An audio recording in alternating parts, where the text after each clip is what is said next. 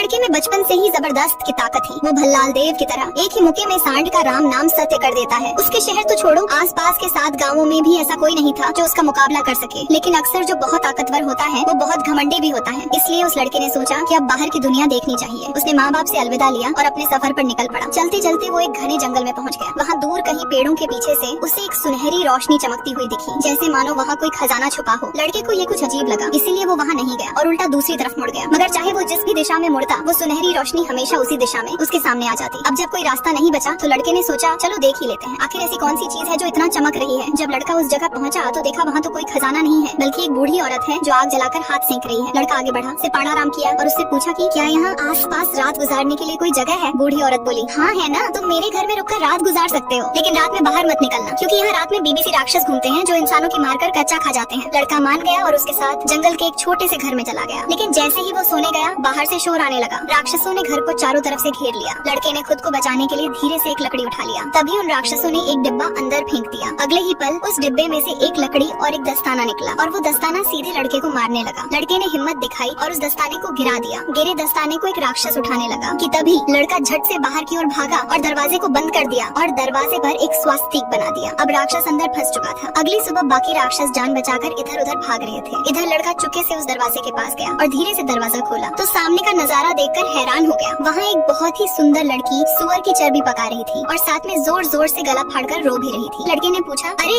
बिलबिला क्यों रही हो? तब लड़की ने उसे बताया कि असल में एक बूढ़ी चुड़ैल ने उसे पकड़ रखा है। चुड़ैल चाहती है कि वो लड़की उसकी जगह ले और एक नई बवाल चुड़ैल बने, पर लड़की ने उसे ऐसा करने से मना कर दिया। इसलिए चुड़ैल ने उससे सजा में चर्बी पकाने को कहा है, ताकि पक जाने के बाद वो लड़की को उसी तेल में डीप फ्राई कर दे। लड़के ने लड़की से कहा, अब सब मैं देख लूंगा, तू डरना मत। असल में वो बूढ़ी औरत थी, वो चुड़ैल थी। चुड़ैल लौटी और उसने एक बार फिर लड़की से पूछा, तो बता क्या अब तू चुड़ैल बनेगी? लड़की ने फिर मना कर दिया। ये सुनते ही चुड़ैल गुस्से से आग बबूला हो गई और वो लड़की को पकड़कर तेल में डालने की कोशिश करने लगी कि तभी लड़के ने चुड़ैल के पैरों को पकड़ लिया और उसे गोल गोल घुमाकर सीधा तेल में फेंक दिया और फिर तुरंत चुड़ैल के छुपाए हुए सारे खजाने उठाकर वहाँ से निकल लिया। इसके बाद लड़का और लड़की ने शादी रचाई और आगे का प्रोसेस तो आप जानते ही हो।